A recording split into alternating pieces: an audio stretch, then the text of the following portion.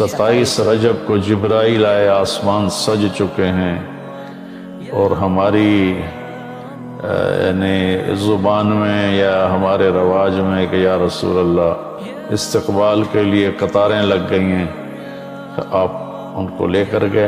اللہ نے اپنے نبی کا ہاتھ پکڑا اور اپنی ذات تک پہنچا دیا۔ ہم اپنا ہاتھ اللہ کے نبی کے ہاتھ میں دے دیں تو ہم بھی اللہ کی ذات تک ہماری بھی پہنچ ہو جائے گی۔ اور پہلی ہستی ہیں جن کا قدم اللہ کے عرش پر پڑا۔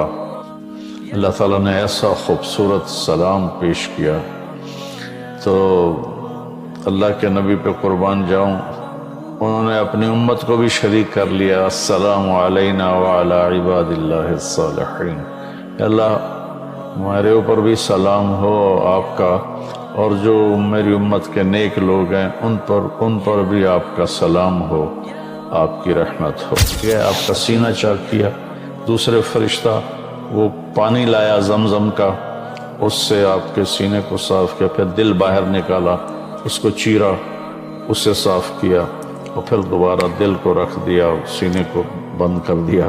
اب یہ سارا کچھ اپنے ہوش میں دیکھ رہے تھے۔ اور پر جبریل نے کہا یا رسول اللہ بس آگے میرے پاس ویزا کوئی نہیں ہے، ایک بالشت بھی اوپر جائے، ایک گٹھ بھی اوپر جاؤں گا تو جل کے راکھ ہو جاؤں گا۔ کہ محمد سے وفاتوں نے تو ہم تیرے ہیں، یہ جہاں چیز ہے کہ لوح و قلم تیرے ہیں۔ ورحمۃ اللہ وبرکاتہ۔ الحمد للہ وکفی وسلام علی عبادہ الذین اصطفی، اما بعد۔ رجب کے مہینہ میں اللہ تعالیٰ کے نبی کو اللہ تعالیٰ نے اپنے پاس بلایا، جس کو ہم معراج کہتے ہیں، شب معراج، لیلۃ المعراج، اور اس کے لیے اہتمام بھی کیا جاتا ہے عبادات کا، خیرات کا۔ یہ اللہ تعالیٰ کی بہت بڑی قدرت میں سے ایک چھوٹا سا نمونہ تھا کہ 3 کپڑوں میں اٹھایا اور سارے خلا کے پردوں کو چاک کروا کے 7 آسمان کے دروازے کھلوا کر سدرۃ المنتہا پہ جبریل کی بھی بس ہو گئی کہ اس کے آگے اتنا بھی اوپر گیا تو جل کے راکھ ہو جاؤں گا، تو اس سے اوپر آپ تشریف لے گئے، اور پھر عرش خوشی سے جھوم اٹھا، اہتز عرش الرحمن، عرش خوشی سے یوں جھوم رہا تھا۔ خوشی میں انسان بے خود ہو کر جھومنے لگ جاتا ہے، تو کہ اللہ کا عرش جھومنے لگا آپ کی آمد پر، اور پہلی ہستی ہیں جن کا قدم اللہ کے عرش پر پڑا، اور اللہ تعالیٰ اور اللہ کے محبوب کے درمیان جتنے نور کے پردے تھے اللہ نے سب ہٹا دیے، اور السلام علیک ایھا النبی ورحمۃ اللہ وبرکاتہ۔ اللہ تعالیٰ نے ایسا خوبصورت سلام پیش کیا، تو اللہ کے نبی پہ قربان جاؤں، انہوں نے اپنی امت کو بھی شریک کر لیا۔ السلام علینا وعلی عباد اللہ الصالحین، اللہ ہمارے اوپر بھی سلام ہو آپ کا، اور جو میری امت کے نیک لوگ ہیں ان پر بھی آپ کا سلام ہو، آپ کی رحمت ہو۔ تو معراج کا واقعہ اسباب کے خلاف ایک انتہائی عجب اللہ کی قدرت ہے، اور اس میں ایک چھوٹی سی بات عرض کروں کہ جب آدمی پس جاتا ہے نا اور کہتا ہے متی نصر اللہ، یا اللہ تیری مدد کہاں ہے، تو پھر اللہ کی طرف سے جواب آتا ہے الا ان نصر اللہ قریب، بے شک میری مدد قریب ہے، آ رہی ہے۔ یہ واقعہ طائف کے بعد پیش آیا ہے، جب آپ بے بس ہو گئے تھے، پتھر کھا کے شدید زخمی ہوئے، پھر آپ مکہ تشریف لائے تو باہر ٹھہر گئے، اندر آنے کی آپ کی سکت نہیں تھی، اور آپ نے زید ابن حارثہ کو اخرس بن شریک کے پاس بھیجا کہ مجھے پناہ دو، میں مکے میں داخل ہونا چاہتا ہوں، تو اس نے انکار کر دیا، کہا میں نہیں پناہ دیتا۔ پھر اپنے سہیل ابن عمر کو پیغام بھیجا کہ مجھے پناہ دو، اس نے بھی انکار کر دیا۔ پھر ایک اور عرب کے سردار تھے ان کو پیغام بھیجا، غالباً صفوان بن امیہ کو پیغام بھیجا کہ مجھے پناہ دو، تو انہوں نے بھی انکار کر دیا۔ تو پھر آپ نے مطعم بن عدی کو پیغام بھیجا، ان کے بیٹے جبیر صحابی بنے، تو مطعم بن عدی کو پیغام بھیجا تو وہ اپنے بچوں کو لے کر باہر گیا اور اللہ کے نبی کو اپنے بیٹوں کے ساتھ لے کر مکے میں انٹر ہوا، حرم شریف میں آ کے اعلان کیا آج کے بعد محمد بن عبداللہ صلی اللہ علیہ وسلم میری پناہ میں ہے، انہیں کوئی ٹچ نہیں کر سکتا۔ ابو جہل نے کھڑے ہو کر کہا تم یہ اس کا کلمہ پڑھ کے کہہ رہے ہو یا اپنی سرداری کے زوم پر کہہ رہے ہو، اپنی سرداری کے بلبوتے پر؟ کہا نہیں، میں نے اس کا کلمہ نہیں پڑھا، جو اللہ نے مجھے سٹیٹس دیا ہے اس کی وجہ سے کہہ رہا ہوں۔ کہ پھر ٹھیک ہے، ہم ان کو کبھی ٹچ نہیں کریں گے۔ اس قدر حال سنگین ہو گیا تھا، اور کبھی آسمان کے فرشتے نہیں روئے سوائے دو جگہ۔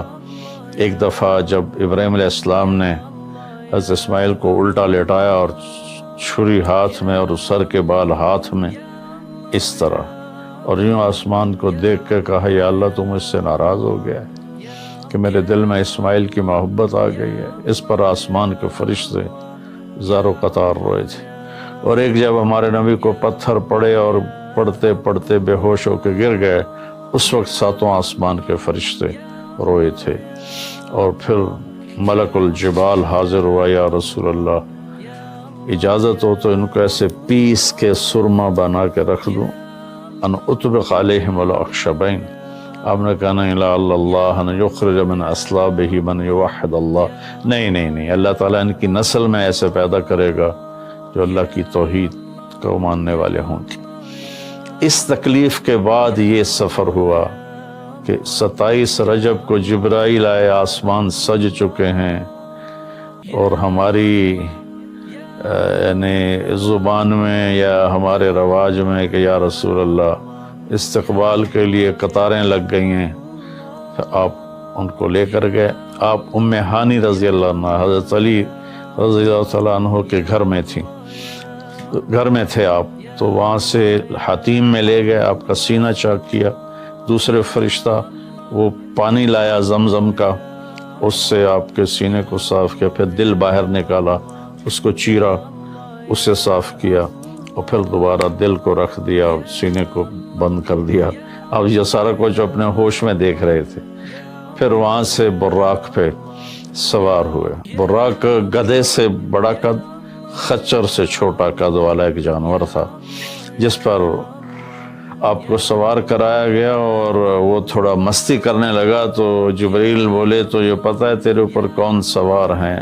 تو اس کے ساتھ ہی وہ ایک دم سر نیچے کر گیا، اور پھر وہاں سے پرواز کی بیت المقدس، اور وہاں آپ نے 2 نفل پڑھے اور ان کو وہیں چھوڑ دیا، اس کو براق کو وہیں چھوڑ دیا۔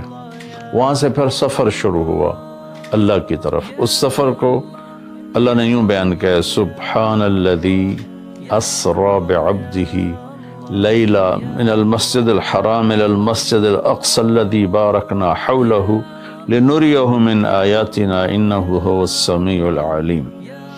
تو اس میں اہل علم کے لیے بڑا خوبصورت نقطہ بھی میرے ذہن میں ہے کہ یہ قرآن کی پہلی سورت ہے جو سبحان مصدر سے شروع ہو رہی ہے، سبحان الذی۔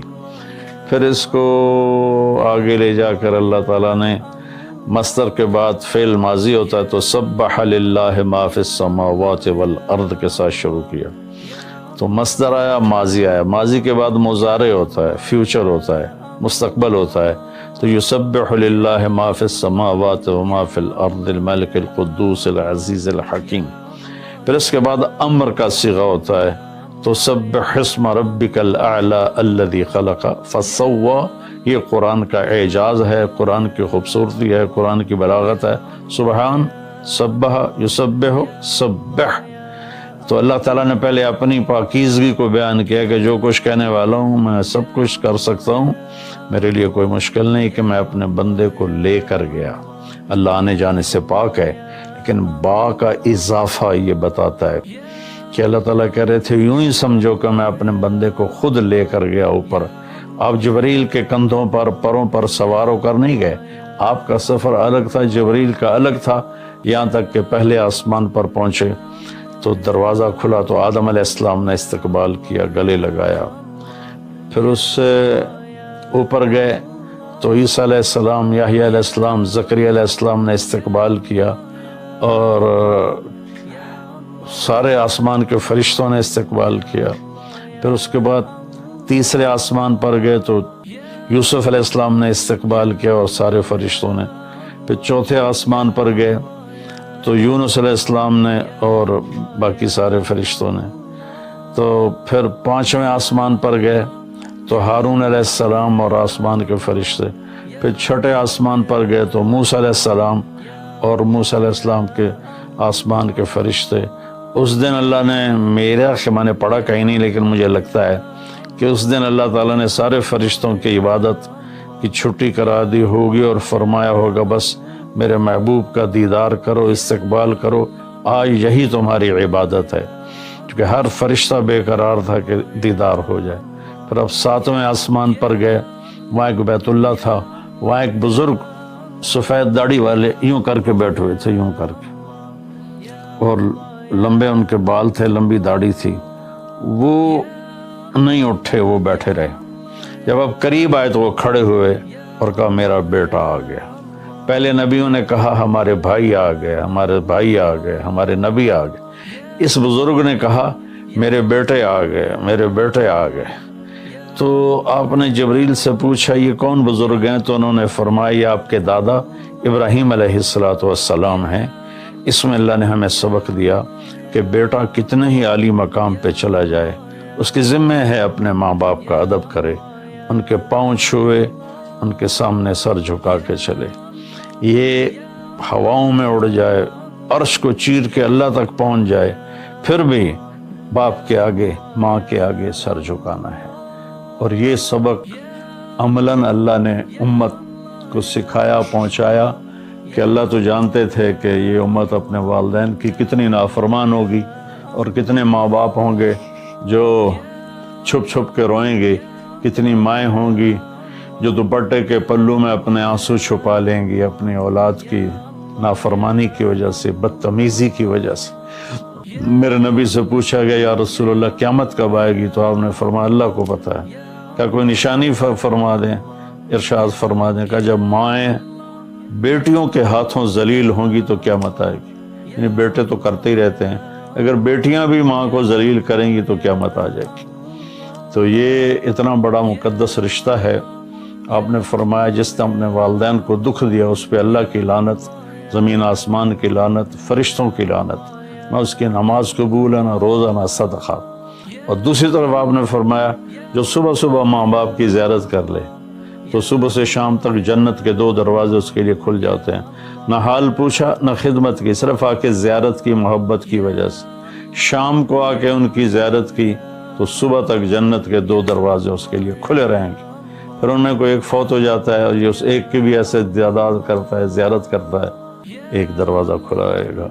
تو یہ اس میں ایک بہت بڑا سبق تھا ماں باپ، چونکہ پہلا قصور تو ماں باپ کا ہے کہ وہ بتاتے ہی نہیں، وہ تعلیم ہی نہیں دلاتے جس سے پتہ چلے کہ ماں باپ کا مقام کیا ہے۔ اسی میں ہماری نسل ڈپریشن کا شکار ہو گئی۔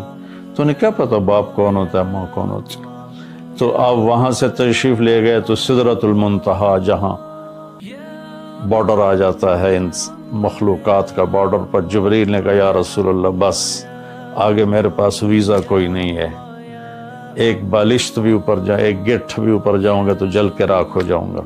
اللہ نے ایک تخت اتارا، اس سے اپنے محبوب کو بٹھایا اور وہ گئے بلندیوں کو چیرتے ہوئے، اس نے عرش پر جا کر لینڈ کیا، آپ اترے اور میرے اللہ تعالیٰ نے کہا ثم دنا فتدلی فکان قاب قوسین او ادنی۔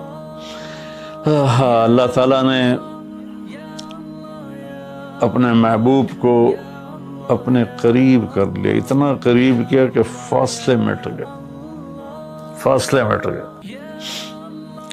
تو بھائیو اور پھر لمبا واقعہ ہے، اور لوگ آج کل اتنا لمبا سنتے بھی نہیں ہیں، تو میں صرف جانے کا بتا دیتا ہوں۔ واپسی کا بھی پورا ایک کہانی ہے، جنت دکھائی، جہنم دکھائی، جنتی دکھائے، جہنمی دکھائے، سارا کچھ دکھایا، سود خور دکھائے، بے نمازی دکھائے، نمازی دکھائے، اپنے سب کو اپنی آنکھوں سے دیکھا، جہنم کو بھڑکتے دیکھا، جنت کو چمکتے دیکھا، جہنم کو دہکتے دیکھا اور جنت کو مہکتے دیکھا۔ یہ سب کچھ آپ نے اپنی آنکھوں سے دیکھا، اور پھر آپ واپس تشریف لائے۔ تو جب آپ پہنچے تو ابھی رات کا حصہ باقی تھا، اور رات گزری نہیں تھی جب آپ اتنی بڑی کائنات کا سفر کر کے واپس تشریف لائے۔ تو اس میں ایک بڑا سبق ہے، وہ یہ ہے کہ اللہ نے اپنے نبی کا ہاتھ پکڑا اور اپنی ذات تک پہنچا دیا۔ ہم اپنا ہاتھ اللہ کے نبی کے ہاتھ میں دے دیں تو ہم بھی اللہ کی ذات تک ہماری بھی پہنچ ہو جائے گی۔ اگر کوئی بڑائی کے سفر طے کرنا چاہتا، بڑا آدمی بننا چاہتا ہے کہ میں تو جی گریٹ مین بننا چاہتا ہوں، میں کامیابی چاہتا ہوں، میں سکسیسفل لائف چاہتا ہوں، تو کامیابی ہے کہ میرا آپ کا اللہ ہم پہ راضی ہو، جب ہم مریں تو وہ ہم سے خوش ہو کر ملے، ہمیں جنت کا پروانہ دے۔ یہ ہے کامیابی۔ یہ نہیں کہ آپ بڑے مالدار بن گئے، آپ امریکہ کے صدر بن گئے، یہ نہیں ہے کامیابی۔ یہ ہے کہ آپ سے مجھ سے اللہ راضی ہو جائے، یہ سب سے بڑی کامیابی ہے۔ تو اللہ تعالیٰ کے نبی کے ہاتھوں میں ہاتھ دے دے تو اللہ تک پہنچائی آسان ہو جائے گی۔ ایک واقعہ سنا کے ختم کرتا ہوں۔ ایک بدو آیا، کہنے لگا ہے محمد، آپ نے کہا جی۔ اب بدتمیزی کا جواب بدتمیزی سے نہیں، پیار سے دیتے، جی تیری 3 باتیں بڑی عجیب ہیں۔ آپ نے کہا کیا؟ تو کہتا ہم باپ دادے کا دین چھوڑ کے تیرے دین پہ آ جائیں گے۔ ہم کیوں چھوڑیں باپ دادے کا دین؟ کہا اچھا، اور؟ تو کہتا ہے کہ ہم مر کے مٹی ہو جائیں گے اور پھر دوبارہ زندہ کیے جائیں گے۔ کہا اچھا، اور؟ تو کہتا ہے سورے عرب کو تیری امت فتح کر لے گی، ایران اور یورپ کو بھی تیری امت فتح کر لے گی۔ تو یہ کیسی بچوں والی باتیں کہا، ان کو روٹی نہیں ملتی، اور یہ سنا رہا ہے ان کو کہ اس سے کیسر اور کسرا 2 بڑے بلاک تھے اس وقت۔ تو آپ نے مسکرا کے فرمایا انشاءاللہ تیری عمر لمبی ہوگی، تو دیکھے گا کہ سارا عرب و عجم میرا کلمہ پڑھے گا، پھر تو دیکھے گا کہ سارا عرب و عجم یہاں مدینہ ڈھک کے آئے گا، اور پھر تو دیکھے گا کہ